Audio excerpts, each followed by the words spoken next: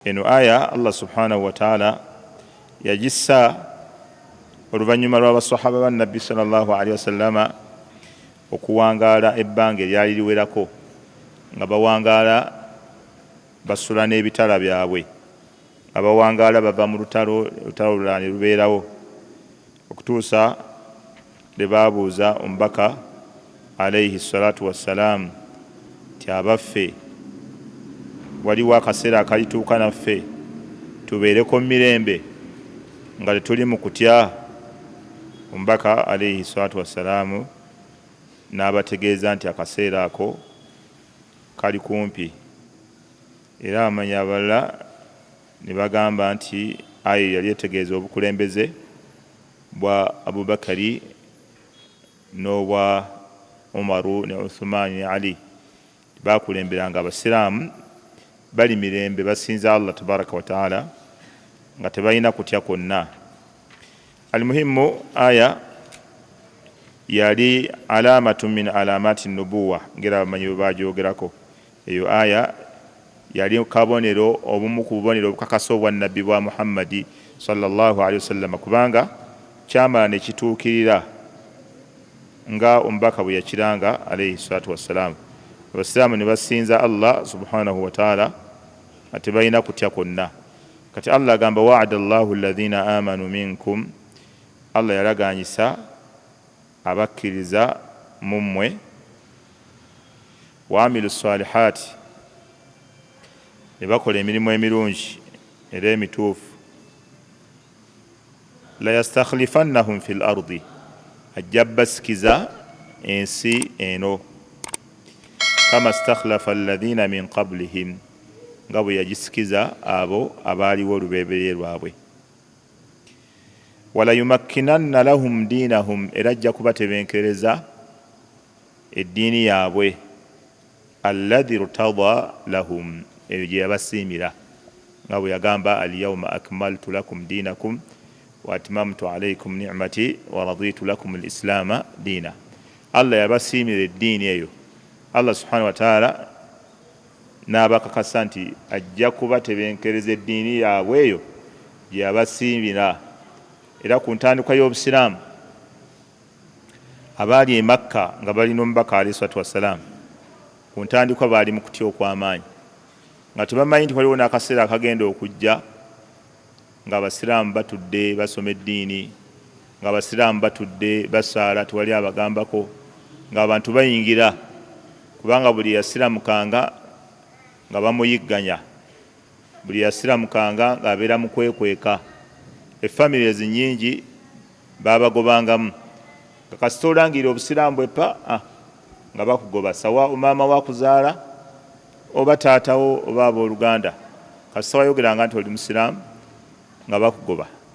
Omubaka alayhi salatu wassalaamu naye kennyini nga talina kyayinza kugamba ku bantu b'e Makka, kubanga saitara wal quwwa kanat lahum, be balina amaanyi, be balina obufuzi. Era nabbi alayhi salatu wassalaamu yayitanga ku bantu nga bababonereza, nga bwe yayita ku nyumba ya Yasir nga abagamba ya ala Yasirin sabran sabra fa inna maw'idakum aljanna, abantu ba Yasiri mugumiikirize, mugumiikirize, endagaano yammwe Allah gyagenda obbawa ngenda basasula mu jjana. Wakadhalika omubaka alayhi salatu wassalaamu yayita ku Habab ibn Arat nga bamubonyaabonya, nga bamutonyezaako ebidomola, nga bamwokya,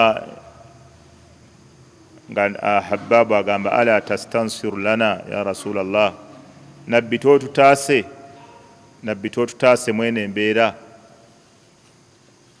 Omubaka alayhi salatu wassalaamu ng'agamba wallahi la yutimmanna hadha ad-din hatta yasira ar-rakibu min Sana'a ila Hadramawt wadh-dhihba ala ghanami wala yakhsha aw wala yakhaf illa Allah wala yakhsha illa Allah wadh-dhihba ala ghanami. Hadith aw kama qala sallallahu alayhi wasallam, bal antum qaumun tasta'jilun. Nabbi bagamba wallahi naira Allah la yutimmanna Allahu hadha ad-din, eddiini Allah jajjijuza hatta yasira arrakibu min Sanaa ila hadara mauti, omuntu atambule okuva e Sanaa agende hadara mauti. Wadhihibu ala ghanami wala yakhafu wala yakhsha illa Allah, nga talina kyatya okujjako Allah. Wadhihibu ala ghanami bamanyi bakivunula enzivunula bbiri. Enzivunula esooka nga ne bwe guba omusege nga guli ku ndiga gye ng'amanyi tegulina kye guyinza zikolako. Amakulu n'atambula, nabbi yali ageza nti eddiini eno ey'Obusiraamu ekiseera kigenda kutuuka ebeere ng'erina emirembe, nga Abasiraamu tewali abakuba ku mukono. Omuntu atambule okuva mu kitundu kyalaba nti kyewala agende mu kitundu ekyewala ennyo, naye nga wonna waatambudde talina kyeraliikirira, talina kyatya, nga ne bw'aba omusege gusigadde ku mbuzi ze. Sharh esooka. Sharh ey'okubiri nga bagamba nabbi yali ategeeza nti omuntu agenda eddiini eno Allah agenda gituusa mu buli kanyomero kansi. Abasiraamu bayingiwale babeere bangi. Omuntu atambula ave mu kitundu ekyewala agende mu kitundu ekyewala nga talina kyatya okujjako Allah, mpozzi n'okweraliikirira omusege. Teguyinza okulya ki? Okulya embuzi ze. Amakulu nga waleyo eri kujasti ku mbuzi nti omusege gusobola ozirya, naye nga talina kirala kyonna kyeraliikira nti asobola okufuna obuzibu mu kkubo, oba ne bamuwamba oba ne bamutta oba ne bakola ki. Ekyo ekiseera omubaka alayhi salaatu wasalaamu yakiranga n'agamba walakinnakum qaumun tasta'jiluun, naye ekizibu kye mulina mmwe mupapa. Obusiraamu butandise lwaleero mwagala bubeere nga byonna tubirina ku lunaku olwa, tekisoboka. Yali abagamba bujja genda mpola bwe buti bugende nga bukula. Era senga yabutandika bw'ati omulundi gumu baali badde babuzikiza omulundi gumu, naye omubaka alayhi salaatu wasalaamu yali abakubiriza okubeera abagumiikiriza nti kiseera kijja kutuuka abantu basinze Allah tabaraka wa taala nga teri abakuba ku mukono, nga teri abagaana kwaziina, nga teri abagaana kusiiba, tiwali abagaana kukola hijja, nga batambula ne bava mu nsi ne bagenda e Makka ne bakola hijja, nga tewali n'omu abakuba ku mukono. Kati Allah yagamba wa'ada Allahu alladhina amanu minkum, Allah yakola endagaano n'abakkiriza mu mmwe, wa amilu salihat, ne bakola emirimu emituufu emirungi Allah gy'ayagala. La yastakhlifannahum fil ardi, ajja basikiza ddala ensi eno, ajja batebenkeza mubeere nga mmwe basika baayo, wahatta n'obukulembeze nga bwammwe. Ensi Allah tabaraka wa taala agisikiza oyo gw'aba yagadde, n'obukulembeze kiseera kijja tutuuka nga abubawadde Abasiraamu. Kama stakhlafa alladhina min qablikum, nga bwe yabuwa abo abaasooka, nga bwe yasikiza ensi eno abo abaasooka, Abubakar ne Umar ne Uthman ne bakulembera. Wala yumakkinanna lahum diinahum, era ajja batebenkereza eddiini yaabwe, alladhi irtadaa lahum, eyo gye yabasiimira. Wala yubaddilannahum, era ajja kubawaanyisizaamu min baadi khawfihim amna, oluvannyuma lw'okutya kwabwe abawe security, babeere nga balina emirembe, bali safe. Amakulu okweraliikirira kwe baali nga beeraliikirira, tulyawo ne bagira, Allah ekiseera kituuka abakkiriza n'abawaanyisizaamu n'abawa al amnu attaama, emirembe nga balina security, tebatya. Eyo sunna ya Allah subhanahu wa ta'ala. Era olaba n'abantu bannabbi Muusa alayhi salatu wassalaam, nabo bwe baafuna nabbi Muusa nga Allah amusindise, baalaba nga nabo bafunye ku buweerero. Firawuni yali abatugumbula, Firawuni yali abatirimbula, ng'asala abaana ab'obulenzi buli azaalibwa ng'aleka baabuwala. Kati nabbi Muusa alayhi salatu wassalaam, Allah bw'amutuma, babanu Israayiri baagamba naffe tugenda tufunye we tunywera ku lwendo lw'amazzi. Ne batuuka okumugamba kakati totutaase mwene embeera, era nga bamubuuza naye bamubuuza Muusa alayhi salatu wassalaam entatera, nga bamugamba uzina min qabli an ta'tiyana wa min ba'di ma ji'tana, nga twanokuwazibwa nga tunnaba kujja, naye n'oluvannyuma lw'okujja era tusigale nga abasajja bakyatufutubaddeko, abasajja bakyatuliisa akakanja. uzina min qabli an ta'tiyana wa min ba'di ma ji'tana qala asa rabbukum an yuhlika aduwakum wa yastakhlifakum fil ardi fayanzura kayfa ta'malun. N'abagamba temufaayo, ekiseera tekiri wala, Allah subhanahu wa ta'ala ajja bakwasa ensi eno. Asa rabbukum an yastakhlifakum fil ardi, Allah ajja basikiza ensi eno abafuule nga timmwe muli mu kintu, naye Allah bwe bamala okukwasa fayanzura maadha fayanzura kaifa ta'malun, Allah atunula alabe mwegenda kweyisa mutya. Ekitegeera kyonna kyonna nti baada alhusuli ala ni'ma almatlubu fiika iqamati hududillah, buli wonna Allah laba akuwadde ekyengera n'atuukiriza byobadde oyagala, jasi Allah kyakwagala mu kutuukiriza mateeka ge, kutuukiriza mateeka ge. Wamma talina kyakubanja kyamaanyi ti Allah oluvannyuma lw'okukuwa kino ne kino ayagala omusasule kino, omukolerere kino, akwesasuze. Era ne Musa alayhi salaam kyo kyeyabagamba, asa rabbukum an yuhlika aduwakum wa yastakhlifakum fil ardi fayanzura kaifa ta'malun. Naam, bwetu byagamba asa rabbukum, oboolyawo mukama wammwe Allah an yuhlika aduwakum, ajja kukola ki? Saawa yonna ajja kuzikiriza aduyi wammwe. Aduyi tekyagala kukyusa kati, kyategereka. Asa rabbukum an yuhlika aduwakum, oboolyawo saawa yonna aduyi Allah mukola ki? Aduyi Allah mukwatako n'amuzikiriza. Wa yastakhlifakum fil ardi, istikhlaf abakoze ki? Abasikiza ensi eno agibawe. Fayanzura kaifa ta'malun, ate alabe mwe mugenda kweyisa mutya. Naye bano Isirayiri olwo bakwasa ensi ila yaumina hadha, Allah olwagibakwasa, Allahu akbar. Ekiraba batuuka n'okusaba Musa alayhi salatu wassalaam abaterewo Katonda gwe balabako, ng'oyo abakoledde ebyo byonna bakooye okumusinza. Ij'al lana ilahan kama lahum aliha. Naye Musa lwaki tuteerawo Katonda gwe tulabako nga bali abalina amasanamu gaabwe, bali balina bye basinza biri awo, naye gwe tusaba Allah aleete kano tuteerewo Katonda omulala. Bwe batyo bwe baasasula, naye nga buli kimu Allah tabaraka wa taala yakibawa. Era okiraba emirundi mingi nga Musa alayhi salatu wassalaamu abajjukiza, ya bani Israila dhkuru ni'mata Allahi alaykum. Emirundi emeka? Abange mu abaana ba Isirayiri mujjukire ebyengera bya Allah bye yabawa, nga buli mulundi abajjukiza ebyengera ebyo. Byonna bitegeeza nti bannabbi ba Allah bonna baalinga bakimanyi nti omuntu Allah buli waba akuwadde ebyengera, almatlubu fiika iqamat hududillah. Almatlubu fiika bwe kyebakwagala, kyebakwagaza mu iqamata hududillah, kuteeka mu nkola amateeka gani? Ga wakitiibwa Allah subhanahu wa ta'ala. Kati Allah subhanahu wa ta'ala yagamba yakola endagaano n'abakkiriza kasita amala batebenkereza ensi eno, n'aba nga abawadde n'obukulembeze, kyabaagalamu kimu kyokka, ya'budunani, babeere nga bamusinza. Allah agamba ya'budunani, babeere nga bansinza, la yushrikuuna bi shay'a, nga tebangattako kintu kirala kyonna. Ekyo kikulaga khuturata shiriki, obubi bw'obushiriku, nti omushiriku yennyini ali mu kabenje akatagambika ak'okubeera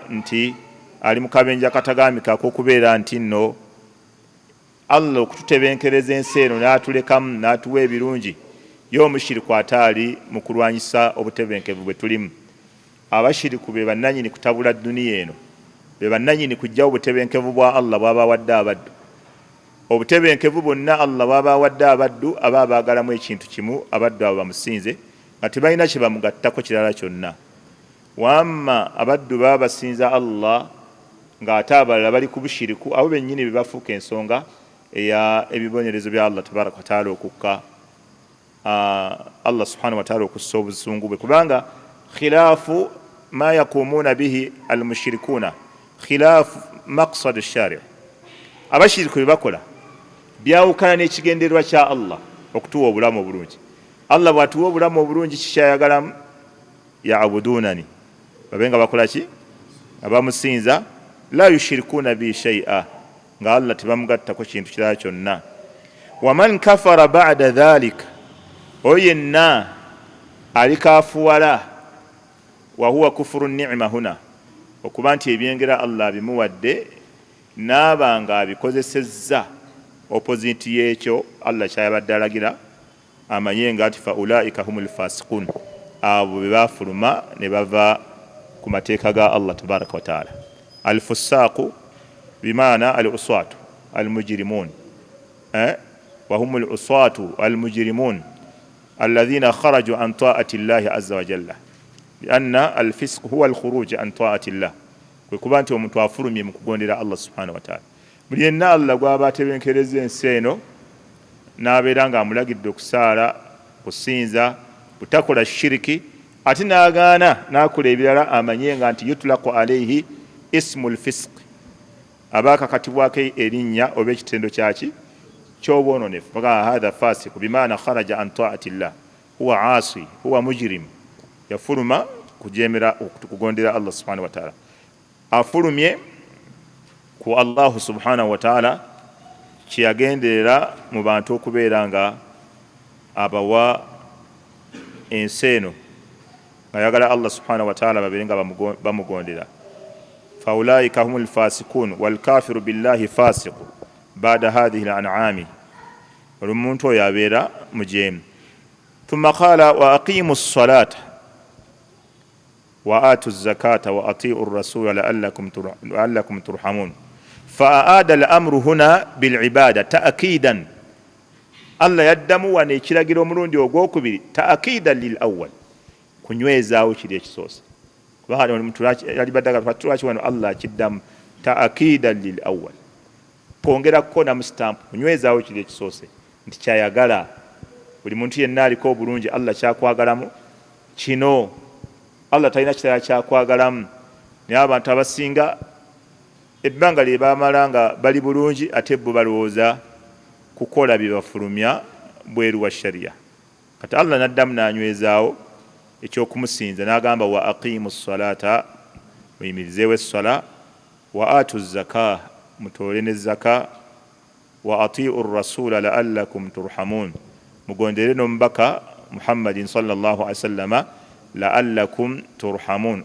La'alli wa Allah yufiidu at-ta'kid, ekakasa bukakasa nti lwe mujja okukola ki, si yatarajji, yatarajji ebeera mu bantu bagamba asa oba la'alla, bweba evudde wa muntu oba oli awo, naye bwebeera ewa Allah ebeera shay'un muakkad, kiba kikakafu.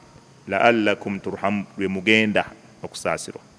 Omunaabeera nga muyimirizaawo essala ne mugondera omubaka alayhi salatu wassalam. Kitegeeza obutayimirizaawo ssala n'obutagondera mubaka alayhi salatu wassalam, kitegeeza kuba nti omuntu natija yaakyo butasaasirwa, butafuna kusaasirwa kwa Allah. Buli wobeera ng'ogaanye okugondera Allah n'omubaka alayhi salatu wassalam. Essala kyobalaba, essala amuru yaayo nnene nnyo fil islam, obukulu bw'essala. Ensonga y'essala nkulu nnyo mu busiraamu, okuba nti Allah subhanahu wa taala yagifuula nga yemu ku nsonga ezireeta riziki. Essala ze zimu ku nsonga ezireeta arzaq. wa'mur ahlaka bis-salati wastabir 'alayha la nas'aluka rizqa nahnu narzuquka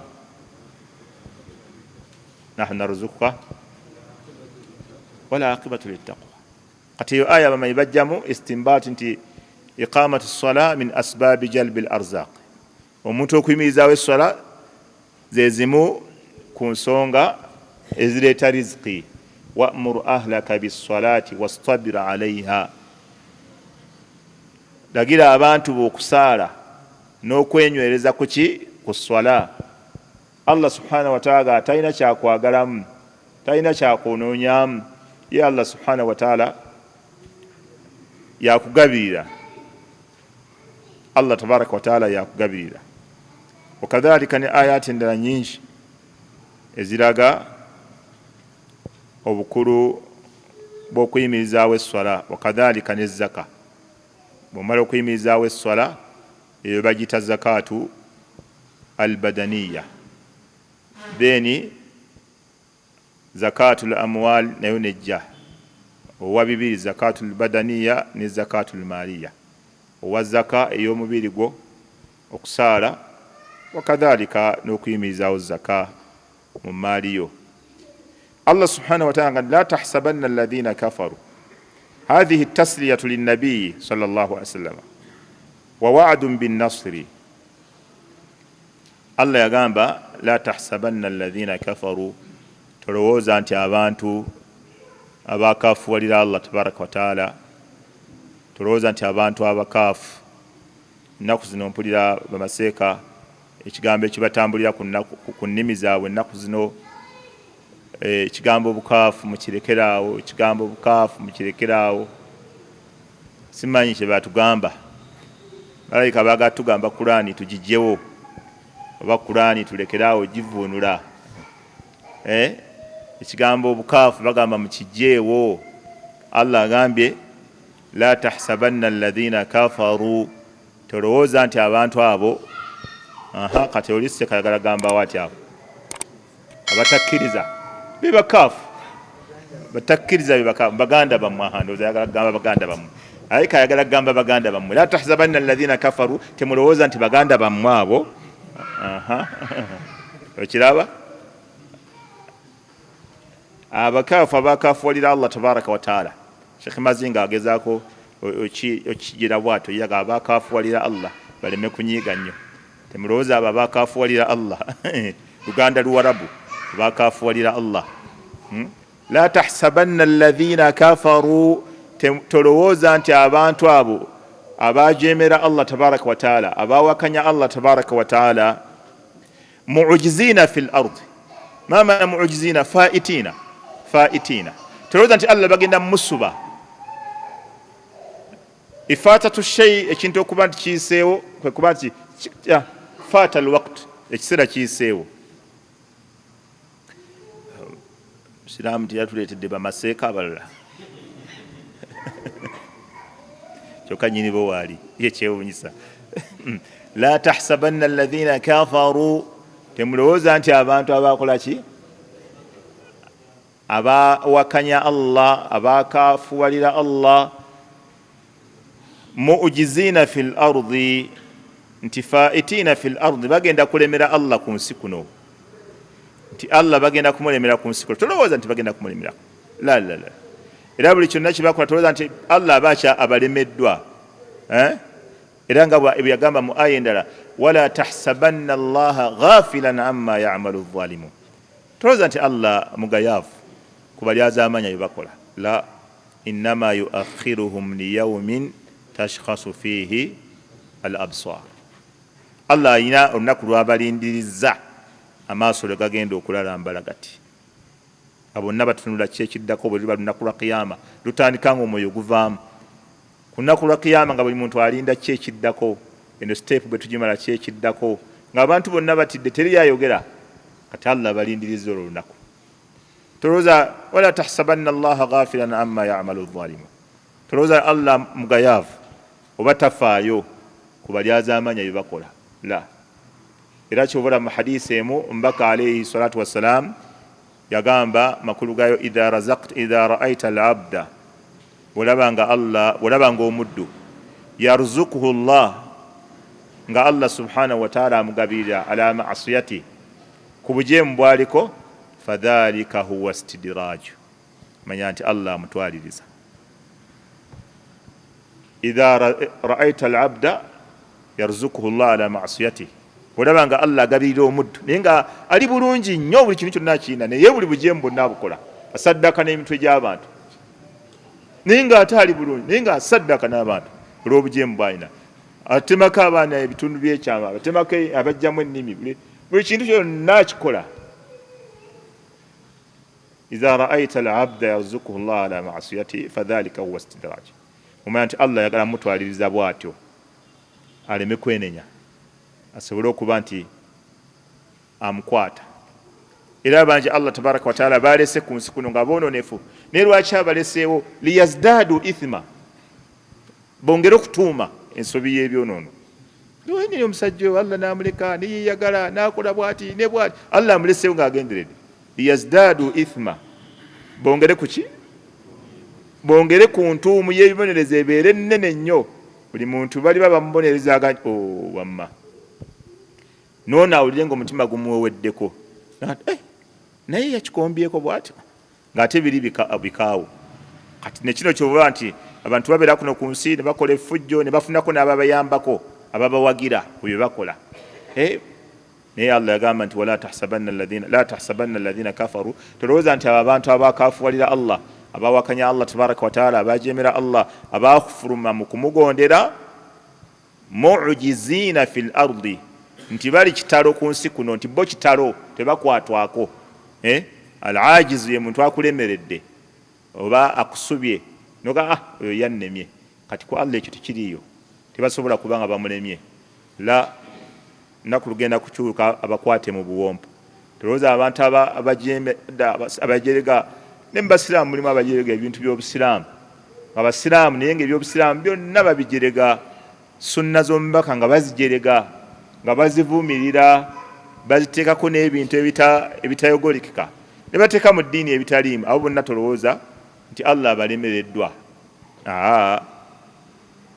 Allah yagamba tulowooza nti abakaafu Allah bamulemerera era bagenda mumusuba, bagenda kusigala ku nsi. Nedda, wa ma'wahumu nnaaru, kimanye nti bo obuddo bwabwe muliro jahannama, walabisa almasir, ate obwo bwe buddo obukyasinze okubeera obubi. So teweetaaga kubasabira kibonerezo ky'amaanyi nnyo. Kawunu shari'u yahkumu alayhim bidukhuli nnaari yakfihim dhalika, Allah okubalamulirako obulamuzi nti abo muliro kibamalira. Ne baba tebafunye ekibonerezo kirala, kasalla alibasalirawo nti abo bagenda mu muliro, kigenda kuba kibamalira. Qawluhu ta'ala, oluvannyuma Allah yagenda mu maaso n'agamba ya ayyuha alladhina amanu, abange mmwe abakkiriza, liyasta'dhinkum alladhina malakat aymanukum, bamalenga kubasaba lukusa abo begifuga emikono gyammwe egya ddyo, abaddu n'abazaana. Walladhina lam yablughu alhulma, n'abo abaana abatannatuuka mu myaka egy'obukulu, abatannaba kwerooterera, makulu abatannaba kkula, nga basaba olukusa mu biseera bino Allah byakola ki, byagenda okulambika. Liyasta'dhinukum, bamale kubasaba luki, lukusa. Eno amuru Allah subhanahu wa ta'ala ajizizza. Hadha al-amru muwajjahu ila awliyai al-awlad, walakin hunak al-amru muwajjahu ila al-ahrar alladhina yatlubuna al-idhna lid-dukhuli. Wano amuru Allah agambye bano bamale basabanga lukusa abaddu bammwe n'abaana abatannakula okuyingira we muli. Ate eri gye twatandikira emabegako eri, amuru eriyo egamba etya? Bw'obadde emabega, amuru eriyo emabega egamba etya? Amuru ey'emabega egamba etya? Mu aya ya istidhan, okuyingira. Naam, ya ayuha alladhina amanu la tadkhulu buyutan ghayra buyutikum hatta tasta'nisu ay tasta'dhinu, abange mmwe abakkiriza temuyingiranga amayumba agatali gammwe okutuusa nga mumaze okusaba luki, olukusa. Allah alagidde abakkiriza baba bagenda okuyingira bamale kusaba lukusa. Al amru muwajjahu ilayhim. Kati ate ono Allah amuru eno ajolekezza bano be basaba okuyingira gye bali. Limadha farraqa bayna hadha walladhi qabla, lwaki Allah aleese enjawulo wakati wa zino ayati bbiri zonna za kusaba lukusa? Aya emu eragira, lwaki Allah yawudde wakati wa ayati bbiri? Eri egamba gwe agenda okuyingira gw'osaba ki, ate negamba gwe bakusabe lukusa, gwe bakusaba olukusa okuyingira wooli. Allah alagira kati ate ono gwe basaba olukusa mweno aya gye tuliko. Lwaki? Njawulo ki eri awo? أين الفقهاء أين المفسرون المفسرون بروا أين أصحاب الاستنباطات بروا بنني كننولا مبينو أين مشايخ الحكم والحكمة بيبيدي الحكم والحكمة أين هؤلاء نعم قد ويوني فايدة ينغتنا كوغدا نجوغدا ونوينيني مدرس ezimu ku duruusu ezibira mabega wano wennyini wennyini wa kati tobola haja asobola okuba agirina naam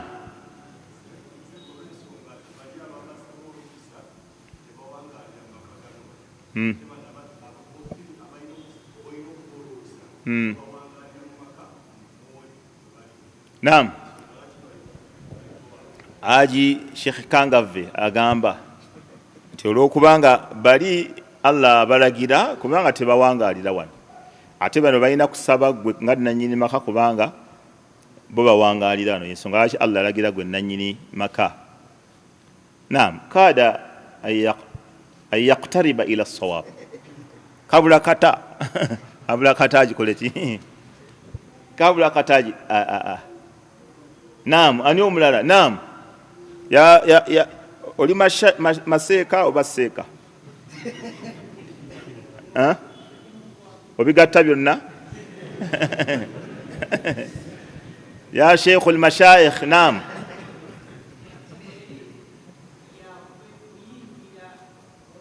naam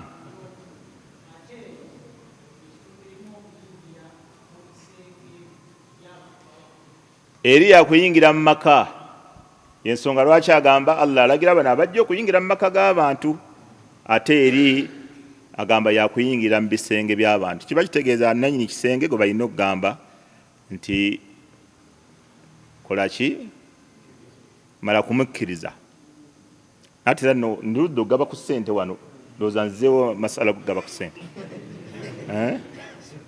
simbule mutwalo simbukidde mutwalo simbuse simbukidde mutwalo bannayo omusajja oyo ayagala essente nsimbukidde mutwalo nja kweyongeza ama sheikh ekyanja twakoma ku mmeka ekyanja ansa bajogerera ku mmeka nensasula swi newano nalinga nsasula essente okukamala obukamala luya gatwala mwana ntwasijjukira bijjukira kati emitwalo 5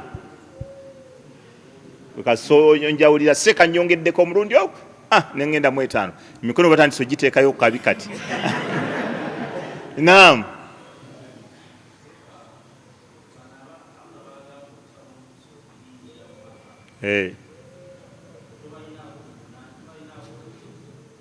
lekeraawo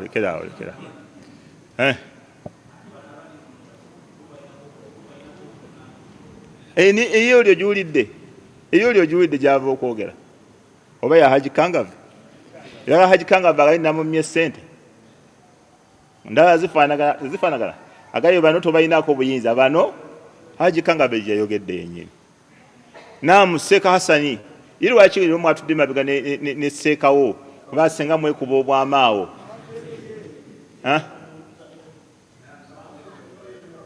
alaikum salaam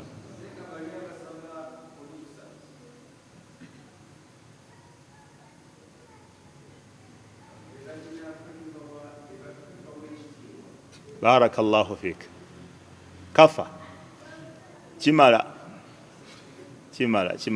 omulala mitwalo 10 naam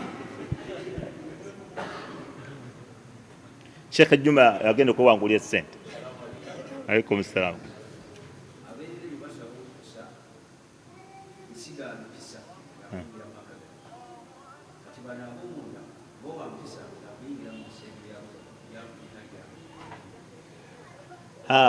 mwalimu agenda kulya essente ono mulabirye naam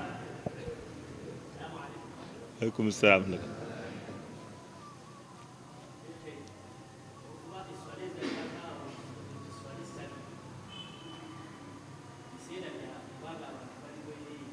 Naam.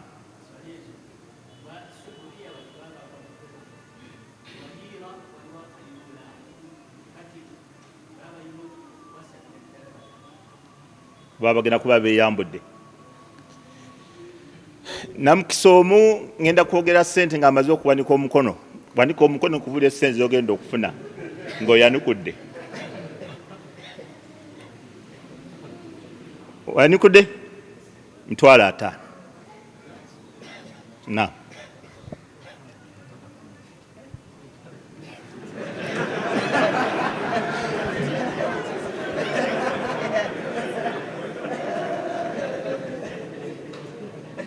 Sira mbakusanyukiddeko tebagenda kufuna ezo ssente.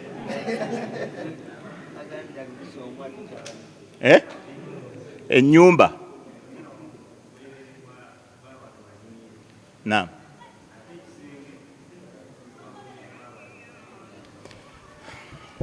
Seeka ssente zikuyise mu ngalo. Barakallahu fiikum. Katukomaawo munnange. Ahe nalaba ssente muzimmalako bumazi. Allah subhanahu wa ta'ala wali awasooka agamba musabe ng'olukusa nga mugenda okuyingira mu mayumba agatali gaki gammwe. Al amru huna muwajjahu lilkibar al mukallafin. Allah balagira wali okusaba okuyingira mu maka g'abantu bantu bakulu. Kati omuntu omukulu mu sharia bamulagira. Okitegeera kubanga ye mukallafu ng'oli mukulu bakulagira. Wa amma wano kassa Allah yalaba nga bagamba okusaba okuyingira baana bato nga tasobola kubalagira n'alagira bakulu naga babasaba olukusa kuba omwana muto tebamulagira.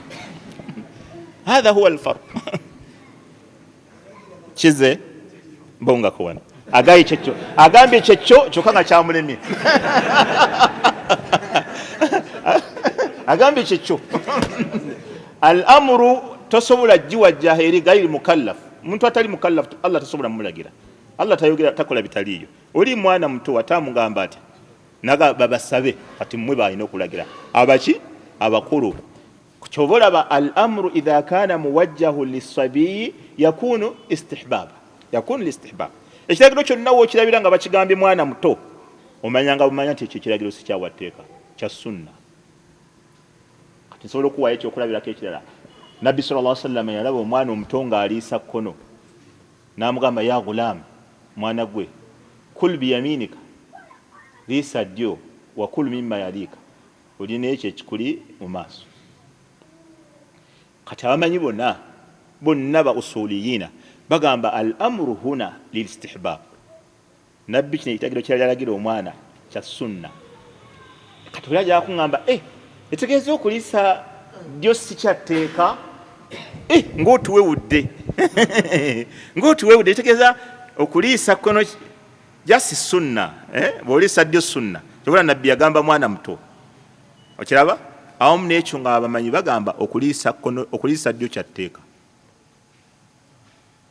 Okitegedde naye nga amuru ate wano nabbi yagamba mwana muto ya gulam mwana gwe mulenzi kul biyaminika liisa ddyo wa kul mimma yalika olye n'ekikuliwa. Eyo hadisi no wa kul mimma yalika jjukira twaginyonyola wano. Wa kul mimma yalika twaginyonyola bulungi nnyo baludde mu irimu ya wano. Abaffe eyekola buli lusaniya oba eyinawo yetekola. Kubanga wakulu mimma yalika ebisambi byonna ebyenkoko nkoko nkulu byonna ebiyungula biri mu maaso ga seeka oli atudde eri ewalani kawuma atakusomera hadisi wakulu mimma. Abaffe eyo hadisi awo ekolawo oba tekolawo. Okiraba? Waliwo hadisi oli yayinza okusomera naye ng'ayagala just kwenywereza mu kintu naye ng'ate awo tekolawo. Okiraba? Idhan wakulu mimma yalika idha kana at-ta'am min naw'in wahid. Lyekyo ekikuli mu maaso bw'eba emmere ya kika kimu. Yo hadisi weekolera ng'emmere ya kika kimu. wamma bwebeera nga yabika bingi ebiyungula byonna biri mu maaso ga Abdulkarimu owa kamera ate wakulu mimma yalika kaifu era munegira bugizi bwoti si eno hadisi si eno baali baganga emmere yonna type eki konna katogo gwonna naye sewe wekubaako amatooke ennyama ki nga bwe tubeerano oli waddembe okulaba wannajibu owali kyoyagala nomuga mumpisa ennungi kantooleko wano katono ate naye takwata mukono ate tomanyi sunna ngimanyi naye sunna ekola nga emmere ya kika kitya ng'ekika kimu kati so nabbi sallallahu alaihi wasallama omwana yamugamba lya n'omukono gwo ogwa ddyo olye n'ekyo ekikuli mu maaso si bwe tugambye naye ate wamu lwaki abantu tubakakaatikako bonna abasiraamu okuliisa ki ddyo tugamba ekyokuddamu kyangu nnyo hadisi ebakakaatisaako okuliisa ddyo ate si yeeyo si yeeyo tugiza wabbali wadde weeri eyo yali eyigiriza mwana muto mpisa naye ne tugenda ku hadisi endala omubaka sallallahu alaihi wasallam gye yagamba la yakulanna ahadukum bishimalihi omu mummwe tageezanga n'aliisa omukono ogwa kkono fa inna shaitana yaakulu bishimali wa yashrabu biha kubanga sitaani eriisa kkono era gwenywesa kati hukumu tugijja walala si wano era gwe oba onsomera okuliisa ddyo ng'oyagala kuŋŋamba kyatteeka n'onsomera eri eya gulaamu manya nti yudiriku ba'd ash-shay'i wa tafutuhu al-ashya bebate ba'abbara yudiriku ba'd ash-shay'i wa tafutuhu al-ashya ayinako akantu kamanyi naye ate ebintu ebirala bingi bimuyitako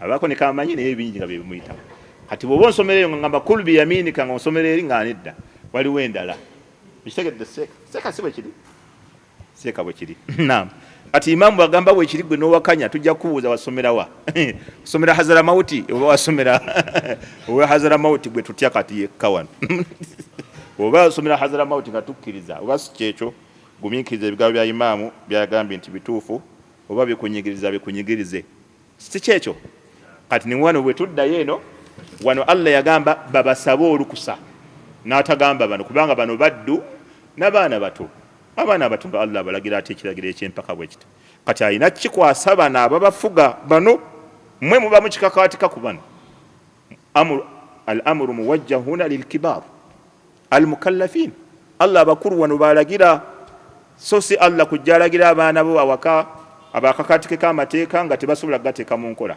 nga tebali babalighina aqilin طيب الامر واضح جدا نعم genda maaso Allah subhanahu wa ta'ala agamba bamale kubasaba lukusa alladhina ababakuki abafugibwa emikono gyammwe ejyaddyo walladhina lam yablughu alhulma olaba n'abo abatannatuuka mu myaka gyabwe egy'obukulu alhulm bimaana ihtilaam okwerooterera omuntu nga tannakula minkum 3 marrat babasaba okuyingira emirundi 3 amakulu mu biseera bya mirundi 3 abaana n'abaddu bwe baba baagala okuyingira awali abakulu balina kumala kusaba lukusa mu biseera bya mirundi 3 mu kiseera ekisooka min qabli salati alfajiri nga temunnasaala swala ya fajiri obudde nga bukyali bwakumakya omwana yenna bw'aba alina kyeyetaaga mu kisenge ky'abakulu amala kusaba lukusa amala kukonkona bamala kumukkiriza wa hiina tada'uuna thiyabakum min adh-dhahira ne mu kiseera we mwejjirako engoye zammwe olw'ebbugumu eringi biseera bya kayiruula barabu bo bakozesa nnyo e Uganda tulina nnyo kayiruula tekaliiwo nnyo tebakamanya abantu b'e Uganda baba bayiriba from morning up to sunset nga bayiriba paka mukaaga gwa kiro bayiriba naye abarabu warabu baada dhuhuri yao bazinaatera okugenda mukaaga ogenda kula ofiisi ab'amaduuka zuubu omuduka nga bukaaba bagenda babeebakamu awo baada asiri awo abamala okusaala asiri abalyoka bakomawo ku mirimu bane ino okikola Uganda ndowooza obwavu bukutta naye bwe batyo bwe bakola bawummulamu kayiruula bayita waqtul qayrula era kakasera kaludde dda kubanga ne Musa ke yafuntuliramu omusajja eŋŋumi abantu babira nga tebaliiwa Musa ali atambula kwekusiŋŋana abeerwanyalwanya n'amuwa nagwa waite tebamutwala butwazi mu Kabuli kikonde ekyo kya nabbi Musa kye yamuwa yafuluma mu budde bwa Kayrula nga abantu tebaliiwo oba holidde bawummudde n'okuwummula nnaku zaabwe za kuwummula kati ebiseera ebyo bibeera by'abantu kwejjako ngoye ne bagalamiramu kati ne bawummula mu Kayrula. Wa min ba'di salati al-isha n'oluvannyuma lwa swala ya isha eswala ya isha eno gye tugenda osaala bagiyita salatul isha binassi al-Qur'an yennyini Allah bwe yagiyita kyobola omubaka alayhi salatu wassalamu yagaana ne basahaba okubeera nga tebatwala ekigambo ky'Abawarabu kye baali bakaza ku salatul isha ne babeera nga bawangula erinnya lino Allah tabaraka wa taala liyabawa eryeswala okubanga eyitibwa salatul isha. Hadisi weeri nga nabbi sallallahu alaihi wasallama mweri muno bo baali bagiyita atama Abawarabu bannamalungu bagiyita atama swala ya isha baali bagiyitanga atama kubanga atama linnya lya ekiseera kye bakamiramu eŋŋamiya zaabwe ekiro bwe zaabanga zizzeeyo kati nga baali bagiyita atama kati wahum yu'timmuna bil ibili kakasera baali nga bakamiramu eŋŋamiya zaabwe kati omubaka alayhi salatu wassalamu n'akola ki n'abagaana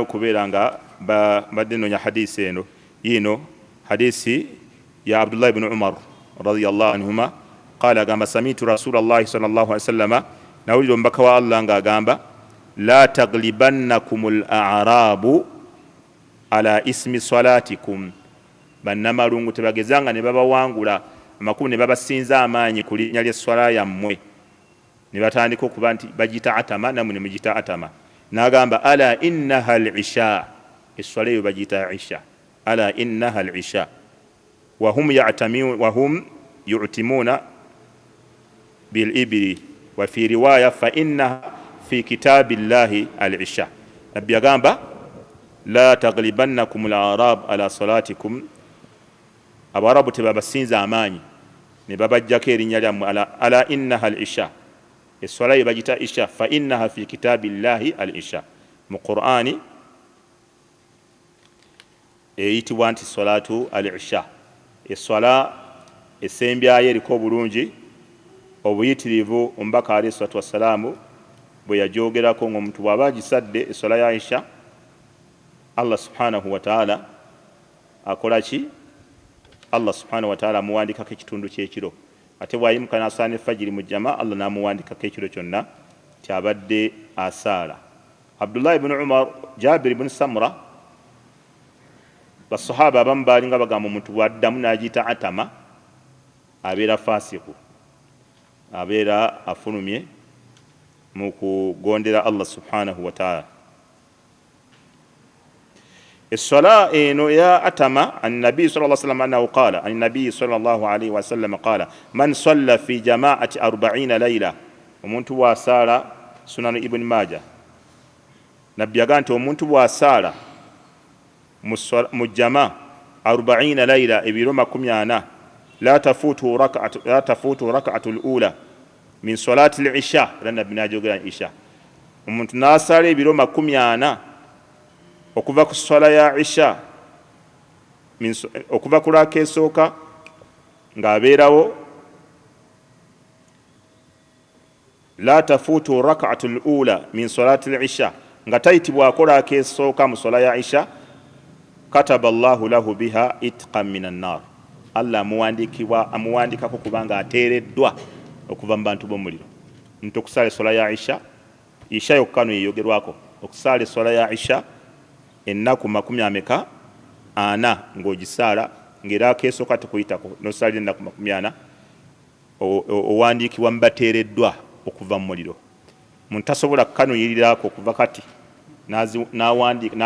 n'abaako waawandiisa enkya naga nzitandise nkya. Engineer wasiwasi tosobola kumumuza n'okanotinga nokati kankagezeeko kubanga mulimu abakikola wali bangi Said ibn Musayyab n'abalala bangi nnyo mu battabiina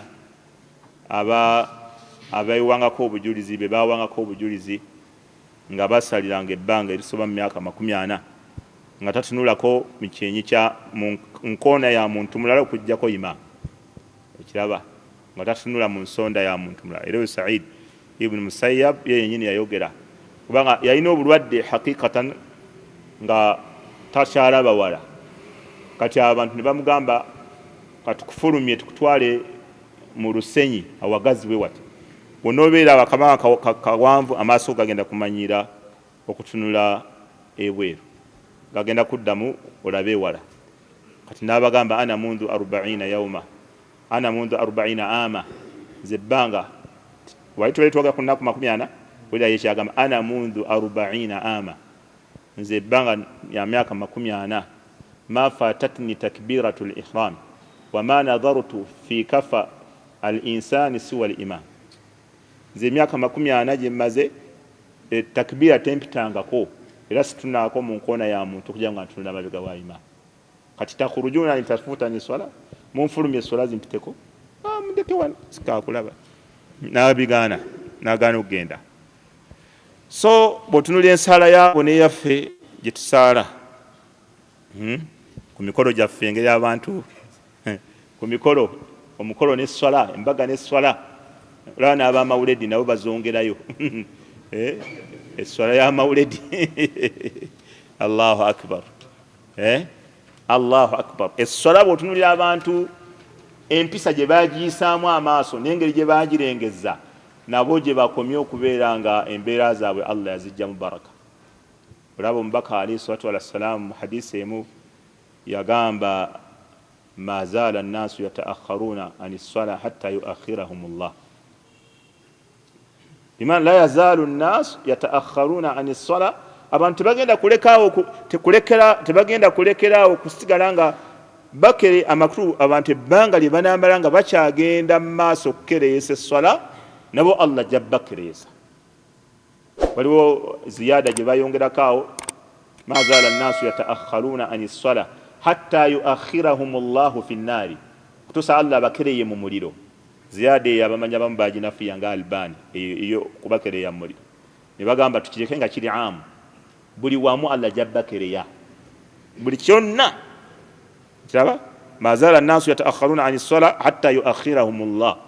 Abantu tebagenda kusigala nga bakyagenda mu maaso n'okukereyanga essala okutuusa nabo Allah jabbakereyanga mu nsonga zaabwe zonna. Buli kyonna okubonako nga Allah kukereya Allah kukereya Allah kukereya. Tobula omubaka alayhi salatu wassalamu esswala bwe yayingira Aisha radiyallahu anha yennyini yanyumya agamba nabbi yalinga atuweereza kana yakdumuna Rasulullah sallallahu alaihi wasallam fil bait. Nabbi yalinga atuweereza emirimu egya bulijjo nga nabbi agyenyigiramu. Fa idha dakhalat as-sala aw fa idha nudiya lis-sala wa ka'annahu la ya'rifuna. Esswala bwe yakoowolebwa nga alinga atatumanyi nako nga alinga atatulabanga nako tayina kyaddamu kukola nga taddamu kuwulira kibamugamba taddamu kuwuliza bigambo era nga agamba arihna bis-swala ya Bilal arihna bis-swala ya Bilal tuwummuzeemu n'esswala tuwummuzeemu n'esswala makulu nga ye wabeera mu swala yunaji rabbahu aba ayogeraga ne Allah we ng'omutima gukkakkana ng'awona ebizibu by'edduniya. Kati yayagalanga nnyo esswala ye ekituuke awummulemu. Kati ate abantu ku mulembe guno baginamu amashakka aga buli kika. Esswala ebakaluubirira olukaluubiro olutagambika ebakaluubirira mu buli kimu era kyobulaba buli kaseera abantu baba mu kujjuza swala ne fajiri eyerako ebbiri tugibegulamu wakati nolaba erayini emu yokka nga yebaddewo nga bajjuza bagimegulamu wakati naye nga laaka ziri mmeka. Kyova olaba waliwo yali atugamba esswala mukereye mulinde ku bantu ne mugana newe tuba tubadde mu ddarasa ne tuyimuka ne tusaala ojja kulaba yira abajjuza kati baba bavudde waabwe ng'ate tugikereyesezza. Kati kitegeeza esswala oba ojanguyiza oba ogikereyesezza abantu ekibagaana okusala si kukereya swala oba kujanguya wa amma al-isha agamu ku mateeka ga salatu al-isha omubaka alayhi salatu wassalam kana yatulu fiha al-qira nabbi sallallahu alayhi yajiwanvu yanga ng'asaaza gamu ku mateeka gaayo okutuusa nga omuntu agenda eri ku nkomero ya Madina amala ekyetaago kye kimututte n'akomawo nga nabbi tannaba kukutama dozo kawulidde tunasaazaamu baani imaamu anagimalako ne baani bannange wano okimanyi suratu Arafi nabbi yagisaazangako ku magaribi wangi obadde okyali kweyo ku magaribi suratu Arafi sunna yeyo sunna suratu Arafi n'ogisaazaamuko abantu olumu kuki ku ssala ya magaribi banna ebikkulawo ku Arafi otubuulire empapula ziri mmeka awo oba ayati ziri mmeka ayati aya ebikumi bimeka erina ayati ebikumi ebyo nabbi yagisaazangamu shekhe waffe Sulaiman Ruhairi yatugamba au ghairuhu min mashayikhina yatugamba oba onogisaaza abantu obabbirako nebagamba banna emagaribi yenkya sunna ya Arafi akati ne banoonya mangu emizikiti egiri wano okumpimpi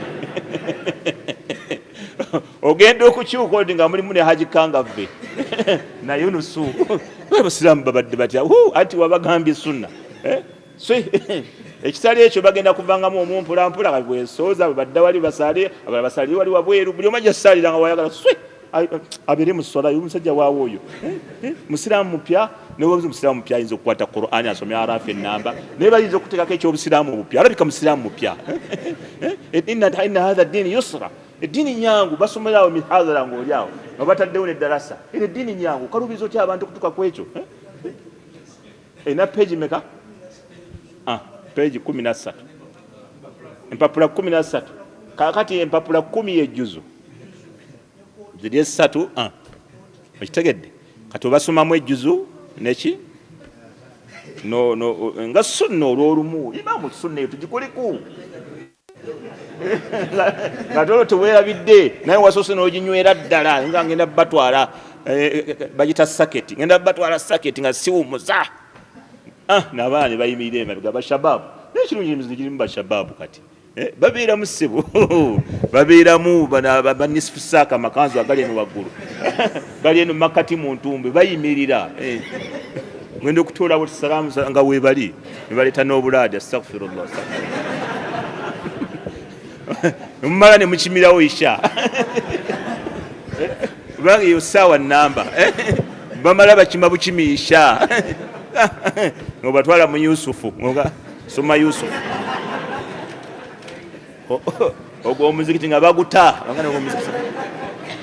ogwo omuzikiti ngutadde siriguddira oba bakhawariji oba bakhawariji oba bayeekera oba bajeefu oba biki ebigambo bibeera ku kyalo okwo olw'esswala eyo wona onakawo empaabula esswala eyo buli wotuba bagyogerako muzikiti gwawo batandika okulabula bannaabwe muzikiti gwawo mugendereze abantu bawo tebategerekeka abantu bawo bazibu balina bye bakola ebitategerekeka naye nga bo bennyini bye batategerayo boogera eyo sunna osobola ogikolako Abdulkarimu okitegedde abo ba Abdulkarimu babeeramu abo ogimalako nabo alimuhimu salatul isha Allah subhanahu wa ta'ala yagyogerako mu Qur'ani n'erinnya eryo lyennyini era ge gamu ku mannya gaayo omubaka alayhi salatu wassalamu olumu yagisomangamu ekiwanvu yagiwanvu yanga alayhi salatu wassalam ekyokubiri ku mateeka ga salatul isha taakhiruha min as-sunna ogikereesa nesalibwanga ku ssaawa 3:4 kiri mu sunna mbaka yakikolanga 3:4 naddala ku mizikiti egy'okukyalo ng'abantu tebava wala mulina omuzikiti gwammwe ogw'okukyalo sunna musobola ogikereya sunna ne mugiteeka mu nkola salatul isha ne mugisaa kusanga 3:4 ebeera sunna era yesinga obulungi eyo nyangu nebakalubirira pozi bano abeekawanda salama yakiraga nti kirungi ddala kirungi salatul isha okuba nga ekereya tugikereyamu ne tugisaala eti wama bwe tuba tugisadde mu budde bwayo obusooka nakyo kirungi tekirina mutawana okutya abantu okusonga mu muzikiti gwaki muzikiti gwaffe ogusongangamu ennwe abantu baawaawo mubegendereze tiguli awo wansi nsi mu kikko guti bantu abo nedda tetubategeera bantu batuwaabira buli wamu olwa sunna ya mutume ogiteeka muki tebamanyi hadisi ya Muadh sajja yasaze sola Muadh n'agivaamu nagenda namuwaabira newa nabbi ne kati bo basaza batya abantu webata olunaku lulamba osaaza abantu aluyita lunaku lulamba akigejjesa lunaku lulamba osaaza abantu nedda imaamu waawo oyo era ku mukolo basobola okwanjula ekyo ekitendo ne bakikuteekangako asaaza abantu olunaku lulamba naye tuli naye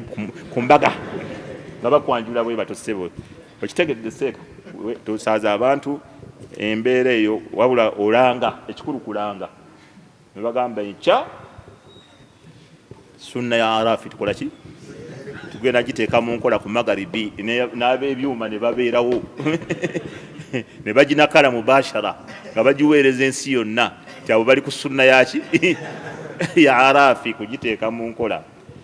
طيب يا أيها الذين آمنوا ليستأذنكم الذين ملكت أيمانكم بمالك بسبالك السابو بجفق يمكنوا جمع جديو والذين لم يبلغوا الحلم نابو والذين لم يبلغوا الحلم أبتنا كم ياك جابوا كلوا منكم 3 مرات يمرون يساتوا من قبل صلاة الفجر ولابا إبسير النبي صلى الله عليه وسلم يبي وانغو بدي بالصلاة وحين تضعون ثيابكم من الظهيرة ناوي مجرى كينغو يزمروا كبغمو ومن بعد صلاة العشاء نور فانيما صلاة العشاء إنه يموك من أحكام المعللة أغامكو كماتيكا أغاينا إلا رواش الله لتدو نبغا غيغامكو ماتيكا أغاينا سورة الامتثال انتغاتك ومانغو منكورا كبانغا نيسونغي يتسزاو الله جكبوليد kati dino lyemu ku mateeka ge bayita al ahkamu al muallala hukumu ne illa yayo illa yensonge bayalitesaako Allah lwaki alagidde n'agamba wa min baadi salatu al isha n'agamba 3 awratin lakum kubanga ebyo ebiseera ebisatu bwereere bwammwe amakulu ebiseera ebisinga abantu bejjako engoye mu ebyo ebiseera la siyama abawangaliranga mu ddungu mu biseera ebyo. Allahu akbar. Kabanga kaseera kazito nnyo akebbugumu nga temulina esibiki ng'oli bwatuuka bwayingira wayingidde alina kwejjamu ngoye n'abeera nga afuna ku fresh air. Kati Allah agamba ebiseera ebyo bwereere bwammwe kubanga ebiseera ebyokumakya nga tunagenda kusaala fajiri abantu baba bazuukuka baba basuza oluusi nga tebalina ngoye naddala basahaba bo tebalina ngoye ng'okubeera n'engoye ebbiri ku mulembe gwa nabbi kyabanga kigambo kinene ebbiri bwezi ku mulembe gwa ng'olina engoye ebbiri. Allahu akbar. Kyabanga kigambo kinene ko abanga nalugoye lumu ng'oluusi alwazikane mukyala waliwa mukyala we n'asaalira mama n'alumuddiza. Idhan kati engoye zaali ntono ku mulembe gwa nabbi wahatta n'engatto nabagamba engatto nga ntono ku mulembe gwa nabbi ng'omukyala basobola okumuwa amahale ag'engatto emu sigambye peya engatto etya amakulu okugulu kumu okweno nebamugamba okkiriza omusajja akutwale ku kugulu kwengatto okumu nzikiriza okulala ajja kupakasa mpolampola nga bwe tufumba nga bamuwaako okugulu kumu ng'ayingira nnika ng'ate kuno okulala ajja kupakasa gwengatto zifunuka kati eri ng'agitereka wali paka lwalifune egundi ne bagala bamukolera engatto enda bamupimako nampime nga waliwo abakola omulimu gw'okunnyika olugoye ng'olukyusa kati nenfuna kale eya bbululu ng'eyo kati ngenda okujja okusaala idi yakyusizza nekala y'olugoye nga bonna bakwewuunya kuba abala ate tebaafuna nga sente zinnyika si buli omuntu osobola ennyikira ng'olunyika lwani ani akuwa amagezi agannyika olugoye bw'omanyi amagezi ngeri gye balunyika ennaku ze balwanika omanyi kale okukwata ennyo onnyika otya kati nga n'okunnyika olugoye lukyuse kala ofune kala empya yidi sonda sente zakunnyika lugoye. Abakyala abamwe bagaana okugenda okusaala tebaafunye eki kakaaya ke kabuzeeko kakaaya si abaaya nga abaaya weine kakaaya kabuzeeko sijja gikulinyirayo tata sula sijja kukulinyirayo ku idiyo genda osaale n'abaana bo n'akulaba bulabi bwati ng'osimbula ogenda sijja gisaalayo idiyo genda osaale idiyo n'abaana bo maama nanca ki ekiganyi abantu bonna balina obukaaya bupyanze ndabike mukaayidi ewedde eno yidi eyafitiri ewedde wakayita myezi 2 n'ekitundu saagala ng'asigala awo ng'atokosa bibumba paka le munadda nga yidi yagikulekera naye bali olugoye olwo nga lwe balina kati bo okubeera nti babeeranga obwerere nga tebalina kyali nga kyamu. Emabega eyo ku mirembe gy'abasahaba waliwo omuvubuka eyali asaaza nga alina obugoye bumpi kampi wewati kagoye kamu nga bwakutama bwati emabega eno webikkula paka omukyala yabagamba mubikke nga ku imaamu wammwe. Mukyala mbasaala ambaze ku imaamu wammwe olugoye olumubuna nga imaamu olugoye terumubuna eno mwana muto bwakutama bwati Kampala mukadde yonna ng'asigala kasozi bwati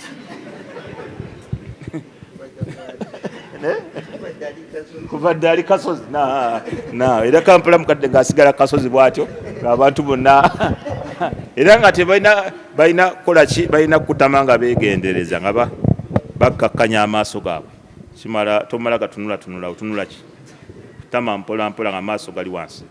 Naam, idhan nengoye subhanallah Allah fe tuli bagagga nyonyo seka Muhammad tulaba mulembe gwe tuliko abantu bagagga mugege tuliko mulembe gwaffe abantu si bagagga bazibu kati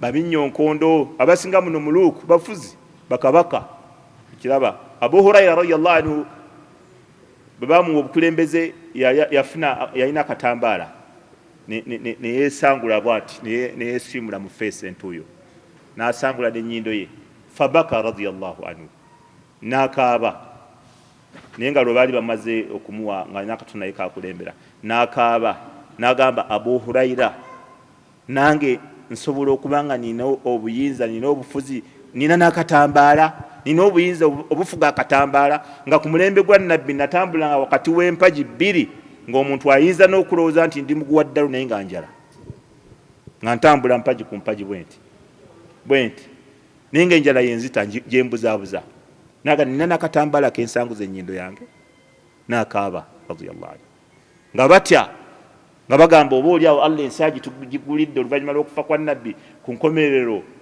atubonereze adhahabtum tayyibatikum fi hayatikum ad-dunya wastamta'tum biha.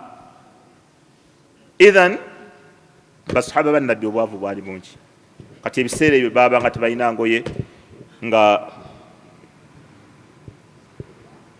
alghalibu ebiseera ebyo ebisatu babeera bwereere.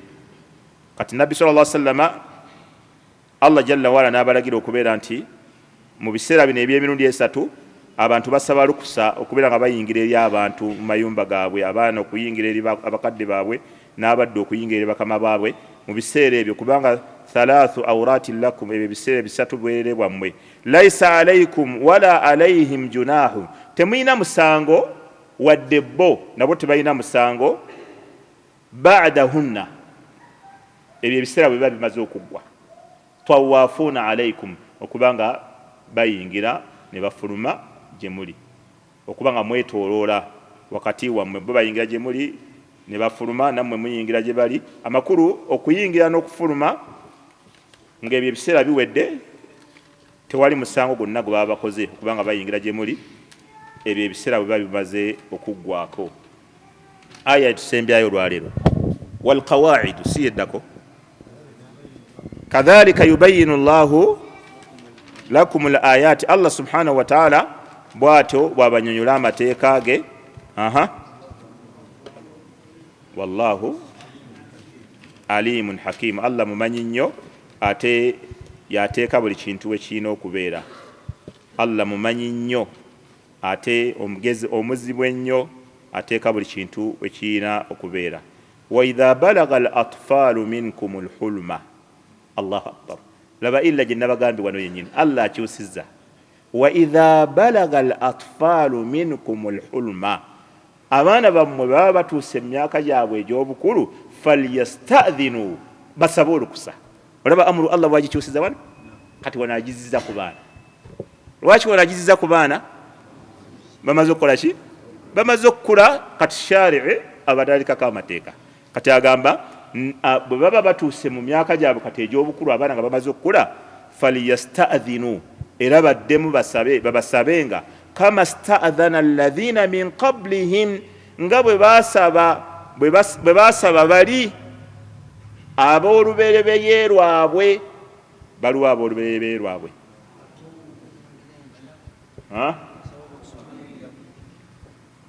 nga bali benakonyeeko betwasomedde dda abagenyi abebbali nga bali abebbali bwe basaba okuyingira mu maka ne bano anakoze byokona ku ayo singa nayo ngenda gabawo ssente awo baluwa wano Allah be yali ategeeza kama sta'dhana alladhina min qablihim wali baddewo ssebo okulya n'okkomba essowaani obirabanga ebyokuzanya wali baddewo ekigoye weezinga kuba omuntu okuzzayo obwongo kubali betwamala edda abebbali tekyali badde kyangu buli omu yali badde ateeka kuba n'abawedde naye wano isharatan yali akola ishara kubali bali abalalikako okusaba nga bayingira ne bano kati abaana bamwe babasabire eddala bwe baba bakuze ng'abantu abebbali abatali bannanyini maka bwe bakola ki bwe basaba kadhalika yubayinu llahu lakum ayati munange bwatyo Allah bwabanyonyola amateeka ge wallahu alimun hakim Allah mumanyi nnyo ate ateeka buli kintu wekiteekwa okukola ki okubeera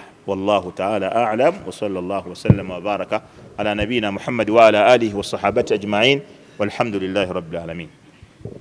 نعم نعم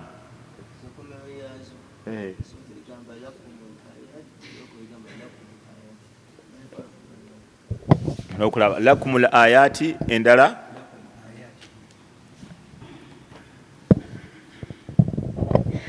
كذلك يبين الله لكم ان السنبي يغامبي شي كذلك يبين الله لكم آياته اتيري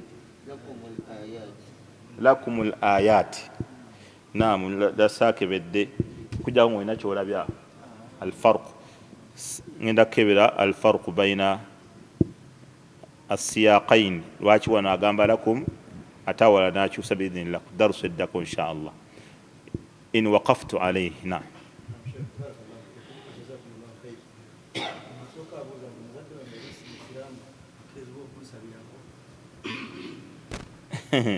ما الفرق بين عندك بلا نعم مكد وانge bwaba abadde si musiramu nzikirizibwa okumusabirako yo okumusabirako bintu bibiri mukadde okusabirako nga si musiramu tekina mutawana mukadde okusabirako nga si musiramu nagamba nsaba Allah alungamye omwana wange amuwe baraka amuweki tekina mutawana akusabire kubanga edduwa ez'abatali basiramu zanukulwa edduwa ez'abatali basiramu zanukulwa wadde masala ago mulimu enjawukana ndowooza al-Izz ibn Abdissalam yalaba edduwa z'abatali basiramu tezanukulwa astadallani qawluhu ta'ala wama du'a'u al-kafirina illa fi dhalal edduwa z'abakaafu ziri mu bubuze amakulu tezanukulwa naye wa hadha fil akhirah aw Allah yali ategeeza ku nkomerero ekiyinza okukugirako ddala kigoye weezinge soma siyaki ya aya eyo nga bwejja ojja kulanga ebyogerwawo byonna bya ku nkomerero bagenda kuba basaba okuva mu muliro neki keberawo hafidh ojja kulaba nga ebyo byali ku nkomerero Allah ku nkomerero tebagenda kwanukulwa so abamanyi jumuhul ulama bagamba edduwa yatali musiramu eyanukulwa obujulizi bagamba bungi obumu kubwo وإذا ركبوا في البحر فإذا ركبوا في الفلك دعوا الله فإذا ركبوا في الفلك دعوا الله مخلصين له الدين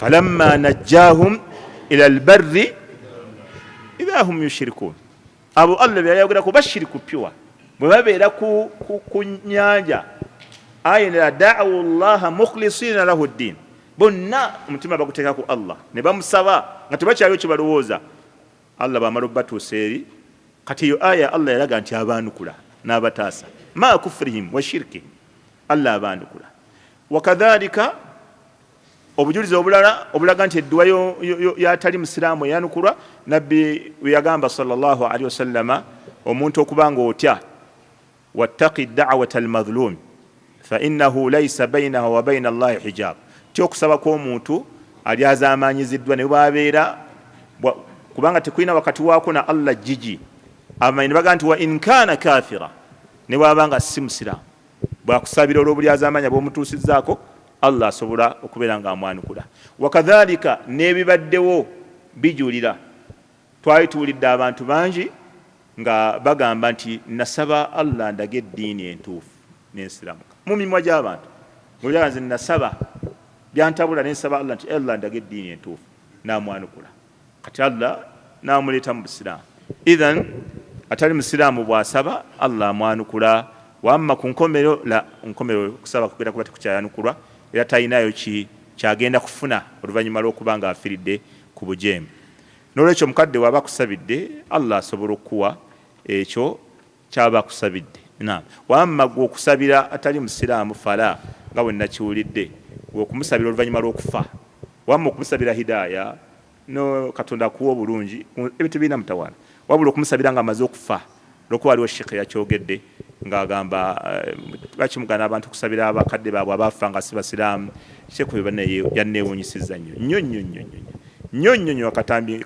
addoboozi ndirina ku ssimu namwewuunyiza nnyo yagambye bakimugana tebasabira abakadde baabwe abaafa nga si basiraamu goyinza n'okuba gwewafuuka ensonga mukadde wo obutasiraamuka nayogere omugambo gwabadde mungi awo naye nga byonna bifuwe fufululu kubanga Allah yagaana nabbi ma kana linnabiyi walladhina amanu an yastaghfiru lilmushrikina walau kanu uli qurba min ba'di ma tabayyana lahum annahum ashabul jahim kati gwe omusabira ki era kyewuunyisa so wamma okumusabira ebirungi saba Allah akulungamye saba Allah akuwa hidaaya omusabira ali akoledde ekirungi saba Allah akuwa hidaaya ani aminisa naam mukama akuwa emikisa boddamu amina kitegeeza ki Allahumma stajibu Allah yanukula kyansabidde toyagala yanukule anti nange nkubuza okuminisa kitegeeza ki amakulu g'okuminisa kitegeeza ki Allahumma stajib Allah yanukula yabujulizi naam family planning era mu lwanga bwe twayogera wano mu darusu wano wennyini era twagamba family planning ekkirizibwa bithalathi shuruti bukwakuliza obusatu bwe twayogera asharutu alawwal akakwakuliza akasooka ayuqsada bihi fasla annasli walaysa qat'a annasli family planning agikozesa ateeka okuba akakwakuliza akasooka ng'agendereramu ku spacinga so si kutulawo kuzaala waliwo faslu ne qat'u taddamu okwekomya ntaddamu ekyo kibeerawo biidhini al atibba nga basawo bamugambye banga woddamu kati okuzaala gwojja kufiira muleeba kati oyo bwakozesa ebimuziyiza okuzaala fala haraja fi dhalika tewali mutawaana oba abasawo bamuwadde abeesigika wamma omukyalo omulamu atalina buzibu kijuujulu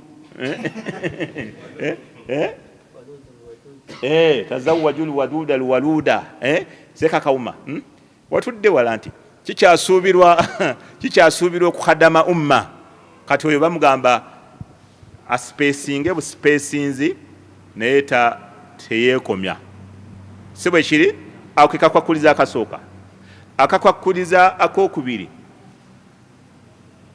an yakuna dhalika biidhni zawji baawe ateeka okuba amaze kumukkiriza abakyala bonna ababikola nga babba baabwe tebakkiriza bajja kukisasulira mpulidde yasese naam wadde oli alabanga ebyokusaaga naye abajja kukisasulira kubanga munnange oli yasasula amahale alina n'ebigendererwa buli omu aba n'ensonga ze zimuwasisa si bwe kiri muyinza okuba mu takthiru nasri okuyinjiwa z'abaki abaana ate gwe okola ki ate gwe omulinnyira mu ddiiru kakati weewunya akakwakulizaako oli asobola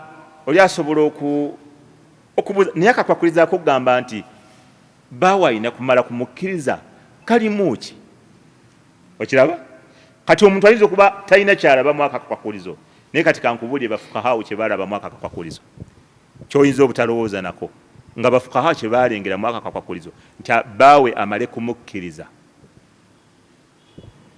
kiringa kansooke nkuwa ekyokulabirako ekirala kiringa omusajja bw'ofa n'oliko omukyala eshariya emulagira asigale ng'alya ku maali yo emyezi 4 n'ennaku 10 eryo ebbanga bwe liggwako wakoma okulya ku maali y'omusajja eyo. Naye abakyala bangi bannamwandu ali mu myaka 26 28 akyalya ku maali ya haji. Haji yali mukabbuli musajja wattu naye nakyalya ku maali ya haji ati yamujja ewaabwe. Swahib kati abantu bonna bwe bagamba nnamwandu alekerawo okulya ku maali y'omusajja bonna bakubuuza naye mwe temulina mutima musaasizi olwalyewa biki mwe bisajja mwe mwakula mutya lwaki mutabula amafamire bannange ene shariya si yaffe naffe tugibatuusaako nga bwe tugiwulira nyiniyo bwayagala etuusibwe si bwe kiri. Kati ekizibu ekiriwo kyonna bano basaasira ono mukyala alyewa ate Allah ye asaasira ono ali mu kabuli. Mwe musaasira ono omulamu Allah asaasira ali mu kabuli kubanga ali mu kabuli Allah yamuteekako etteeka okuliisa mukyala we n'okumusuza n'okumwambaza nga mulamu mukyala we byatteeka ku ye. Kati Allah bw'amujjulula aba bimugjeeko. Kati mwe muddira omusajja ali mu kabuli ne mumukakaatikako okuliisa omukazi ku mpaka naye temulina mutima gusaasira.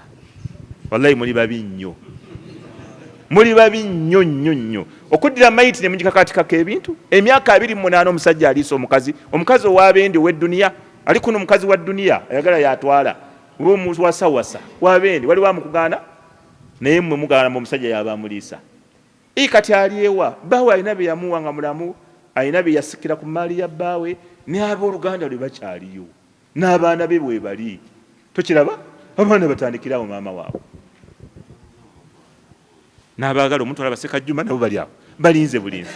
Kakati mwe lwaki mukyusa eshariya? Kati n'ekyo ekyokugamba nti omukyala owa family planning amale kufuna lukusa lwa bba eshariya erina kye yatunuuliramu ekitemuyinza anakuteekako obudde kyekiruwa. Olw'okuba omukyala asobola okuba agenda kwawukana ne bbaawe mathala. Kati omukyala bw'ayawukana ne bbaawe alina okutukula entukula mmeka? 3.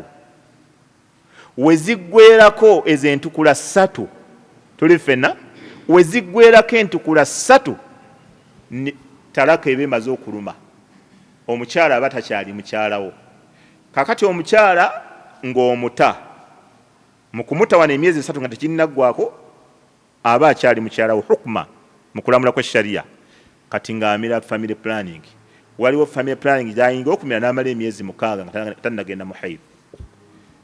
Kati kitegeeza emyezi 3 wegiriggwerayo myezi 6 ng'agenda mu ogwo ate eshariya erinda ng'ebala ogwo ng'amira akalala myezi 6 ekyo olwo mulimu ki? Olwaddaki nga kambiveeko nga takulemeredde. Ekirala ne bw'oba toli wa kumuddira oba okyakallafibwa okumulabirira kubanga omukyala ali mu idda gwe bbaawe gw'omukola ki? Kati kitegeeza ogenda kumulabirira omwaka mulamba n'ekitundu. Okirabye? Naye ng'akozesa family planning yeekusuddemu akakateebe okiwulira nti mutalakatalaka nnyo oddangayo n'otalaka n'abalala. Aga ngenda muyigiriza essomo anti yeekwasanya shariya abeera nnyo mu mizikiti kandabe bw'atakituukirize sekawo kirevu ng'otunula bbali mwe mubaleeta mu madarasa aganika mumyumyule si ew'eddalasa nja kibuuliza mu maaso ga seeka omukyala wa idda seeka takatyembula 3 quru entukula mmeka nga yali myezi 3 tannabaako wadde okwenyeenya ng'okiwulira okakala muddayo mwennaku bodaboda nga munyumya byadda maama Dija kakati munnange nga bwolaba ensi bwetambula ddalasa ogiwulidde ng'akumaze.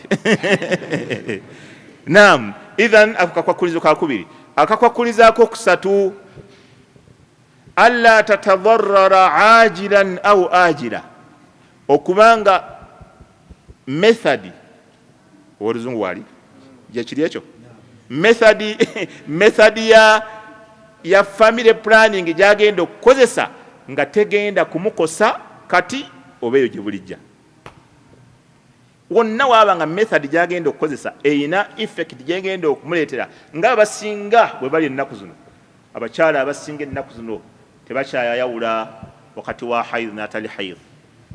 Saako zaabwe zonna zayonooneka, zonna zaatabuka lw'ezo empeke.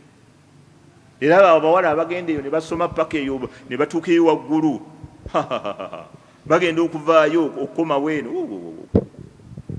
ndowooza okitegedde nga bonna batabukatabuka dda kati empeke zibatabula zoonoona ssaako y'omukyala yonna nebeeraawo tamanyidirwa agendamu tamanyidirwa avaamu tamanyi atukudde nakatukula ennaku bbiri nenziramu 3 nenziramu 6 nzizeemu ebyo gundi ezo empeke zireeta problemu eyo. So bamugamba method gyogenda okukozesa okugamba nti ekkirizibwa olina tukakasa nga teyina side effect tegenda kukosa wama bwebe ne kukosa la tokkirizibwa. So eyo enamula ye family planning.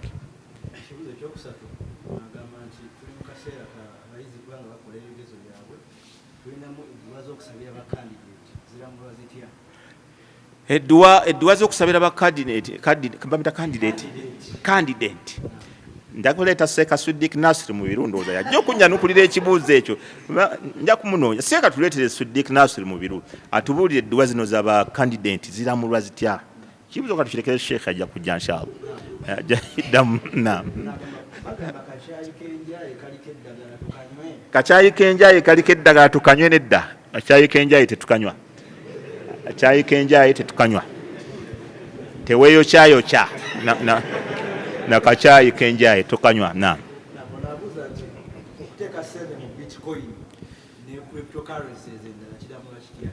masala ago haqqan masala ago tuludde nga tugoogerako fatawa nyingi z'abamanyi ezoogera kwaga masala omulimu ogwo haqqan ekyangu ekitono fatuwa entono gulimu shubha kyekintu ekiri awo nga tekirikirya gubuzaabuza era bangi nnyo buli wengu babuuze nnyo abagunnyonnyola abaguluddemu ogulamamu ebintu bingi nnyo haqqan yeewaze omulimu ogwo yasinga okubeera safe ku maali ye wallahu alam naam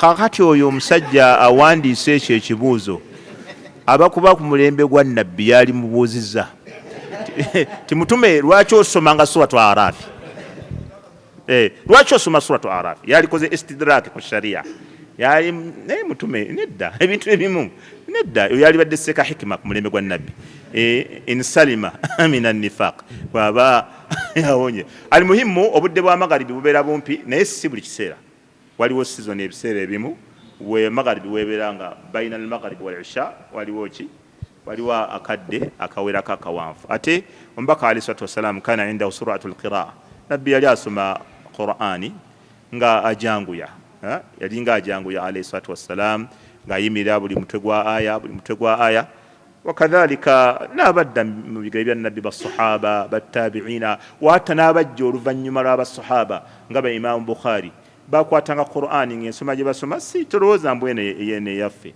Allah yabawanga baraka tusomye wano mu Ramadhan emirundi emeka nti Imam Shafi'i yali amalako Qur'ani emirundi 2 mu lunaku lumu mirundi ng'ate ekyo kiva ku Rabi' ibn Sulaiman yali muyizi wa Imam Shafi'i era yawandikanga ebitabo Rabi' nga usulubu yakozesa ababisoma nga batukukuloza bya Imam Shafi'i ngeri gye yamulaazama ennyo nga atuuka n'okuba nga usulubu zakozesa mu kuwandika nga balowooza bitabo bya Imam Shafi'i naye yennyini ayogera ku sheekhe we yagamba sheekhe yasomanga nga si kisiibo nga amalako Qur'ani buli lunaku naye n'agamba ekisiibo bwe kyayingiranga ng'amalako Qur'ani emirundi 6 siwa ma yaqra'u fi swala nga byasoma mu swala obijjeeko naye ng'amalako Qur'ani emirundi 6 mu kisiibo kati kizeegeza bo Qur'ani baali bagimanyira okugisoma nga si nsonga nnene nti ebakalubira. Imam al-Bukhari rahimahullahu ta'ala omu ku bayizi be bwe yali amwogerako yagamba Imam Bukhari yagamba nina hadisi ze yakwata emitwalo 30 naye nga yagamba ezo zonna zonna emitwalo 30 nga nnafu naye nga yagamba nti nziraba nga bwe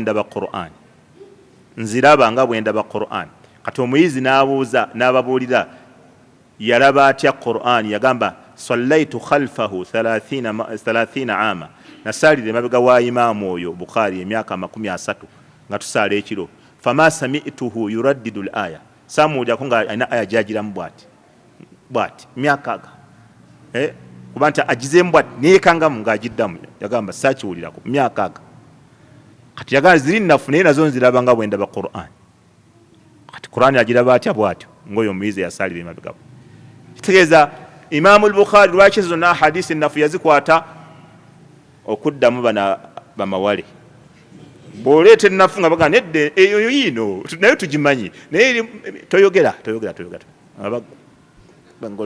bengolo ng'ogenda era oliyaga lwaki hadisi ennafu baziwandiika lwaki gyeziri mu bitabo tuzitegerereko ennamu nezitali nnamu ye illa lwaki hadisi ennafu zawandiikibwa ze zituyamba okumayaza baina saqimu wa sahih bwe ziba teziriiwo nga waliwo ntuufu zokka buli omu gyaleeta agamba ntuufu naye kati ennafu bazikuŋŋanya ne baziwa ekisawo ziri wano eno kati gwe bwogirabo tunayogera nga bakebera mu kisawo ogijje mu kisawo kyawa bagenda nga eri wegenda nga bakugoba kati ekuko nakkuuma ddiini ennafu ne bazikwatira ddala ne bazinyweza bwe bati enteekewo obuteesi ne bazikwata hadisi nteekewo namu naye agikutte bwati n'aginyweza subhanallah ba imaamu enkwata gye bakwatamu Allah yabaleeta nga byamagero basobole okubeera nga bakuuma eddiini etutukeko ffe ababikompyuta baali bakwata olukwata nga bwe balunyumiza omuntu tosobola nga bamulesomera ahadisi 100 nga zonna bazikyusizza zonna nga bagala kumugezesa balabe baddala byayogera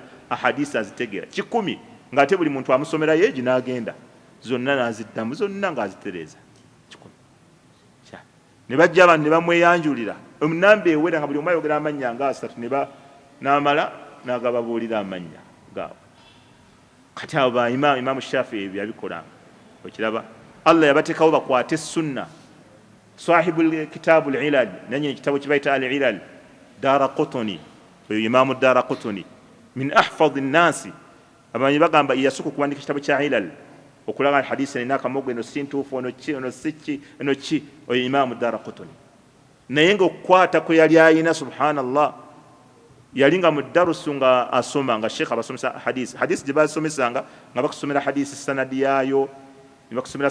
yaayo ne bakusomera amatini paka ku nabbi ne bakusomera sanadi paka ku nabbi nga naye bw'otyo bw'ogikwata okwata sanadi olujegero n'abajogera paka ku nabbi n'olyoka oyogera amatini bwe batyo bakwata nga hadisi kati imaamu Daraqutni yali mu darusu nga bwe tuli wano nga asoma nga sheekh abasomesa hadisi ate nga alina ekitabo ekirala ng'awandiika ilimu ya fiqhi ng'awandiika bwati kati wano waliwo omuzeeyi amuliraanye n'amugamba ya bunayya mwana wange togenda kubeera muhaddith wadde okubeera faqiihu kuba kati oli asomesa hadisi ate gwewandiika fiqhi byombi togenda kufunako n'ekimu togenda kubeera muhaddith ate togenda kubeera faqiih kati imaamu Daraqutni teyali mu bingi n'amubuuza kam dhakara sheekh min alhadith sheekh yakogera hadisi mmeka ng'abuuza n'amugamba qala la adri simanyi muwendo guze yakwogera kati sheekh Daraqutni n'amugamba kad dhakara sheekh 80 haditha sheekh yakwogera hadisi 8 hal uiduha laka nzikuddiremu n'amugamba naam naziddamu wano ng'ate bwawandika qala rasulullah sallallahu alaihi wasallam qala rasulullah sallallahu alaihi wasallam 8 n'akimukubira wali ate nga era awulira 8 n'akiddamu awo n'amugamba yakwogera 8 ekirawa nga n'omuwendo agumanyi nazimuddiramu wano amuwa wano ngene wate bwawandika ebibi wano qala rasulullah sallallahu alaihi wasallam ziweddeyo zeezo khalas omwo omuddako oyo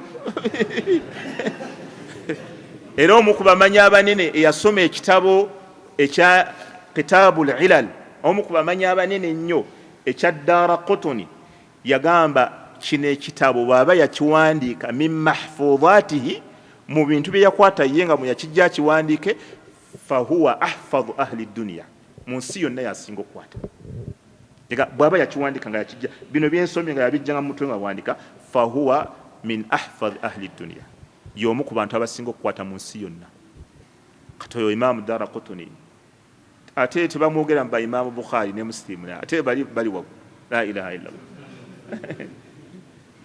kati oyo naye yaliwo naye kitabul ilal ate Bukhari amuli waggulu kati olowooza imaamu Bukhari yenkanaate ate Muhammad ibn Shihab az-Zuhri ali waggulu wa Bukhari toyogera Bukhari nga ali Muhammad ibn Shihab az-Zuhri Yahya ibn Ma'in abo banene nnyate kati abo enkwata gye bakwatangamu eddiini Allah agitukuumire naffe tugisangewo ababi kompyuta ababi neeti abaseeka gogo mulembe gwaffe eno gye tuli gye tusobola okiraba Imam Tirmidhi rahimahullahu ta'ala yagenda ng'omusomesa we ng'omusomesa amusomesa hadisi 15 buli mulundi naye nga amugamba ziwandiike ogenda ozikwate ojje ozinsomere okiraba kati Imam Tirmidhi rahimahullahu ta'ala nga buli lwajja bwati ajja n'empapula ze n'amusomera hadisi 10 n'amuwa 10 ekirala n'amusomera 10 n'amuwa 10 mu 5 ekirala kati mulundi gumu Imamu atuuka agenda okujja okukebera ensawo ye ng'empapula za hadisi zonna yazirabidde ate nga shekhe olina zimusomera wano n'akuwa endala kati shekhe namuga hal ta'adhan li an adhkuraha laka fi mahfudhati au fi mahfidhtu namuga shekhe kati oluvanyuma okumaleta empapula osomera kati ziriwo namuga shekhe onzikiriza nzikusomere mutwe namuga tafadhalu n'atandika ani fulani muri fulani qala rasulullah 15 naziteeka wali namuga teekawo nkuwa endala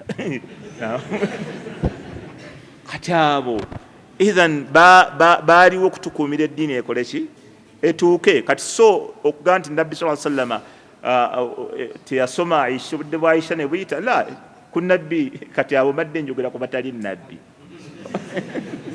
ndowooza olaba amadaala bwe galinnya mbadde njogera ku batali ani kati oyinza okuddayo okubuuza ekyo kibuuzo afwa oyinza okuddayo kyogera ye ng'okisiinyako otya abo bantu ba bulijjo si nabbi Allah gwe yagaa sanuqri'uka fala tansa tugenda gikusomesa Qur'an tugenda girabira nabbi yalinga atya nga alina okweraliikira nga Jibril webejja asoma naddamu emusomesa ddamu Allah namugamba la toyanguyiriza ku Qur'an topapa tugenda gikusomesa tojja kola ki tugenda girabira idhan kati nabbi olwomulowoozaako ki bwe baba ba Daraqutni ba Tirmidhi ba Imam Muslimu Imam Muhammad bin Hajjaj an-Naysaburi Imam Muhammad bin Ismail al-Bukhari Muhammad bin Idris al-Shafi'i ba Abu Dawud as-Sajistani banja abo naba Imam Tirmidhi abo enkwata yabo ban-Nasa'i Imam an-Nasa'i la hawla abo nenkwata yabo yali kubanga ku shurutu za hadisi ate Nasa'i baga yakalubya nnyo okusinga Bukhari hadisi okuyita we wan-Nasa'i idhan bw'abaabo Allah yabanguyiza okukwata bw'atyo togamba nti nabbi yalinga asobola okuba tasobola kupima budde kyasobola obusomeramu ekimala n'asaaza abantu n'essola ya Aisha n'etuuka nga tebuyise naam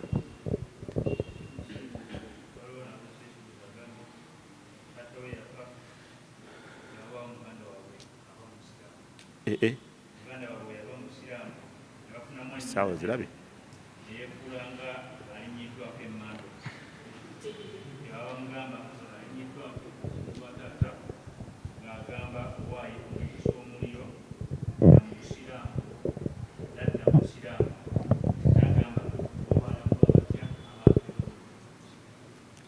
bamufera bufezi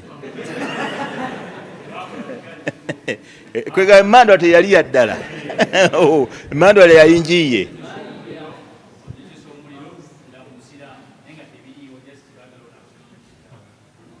alharbu khuda olutalo buba bukodyo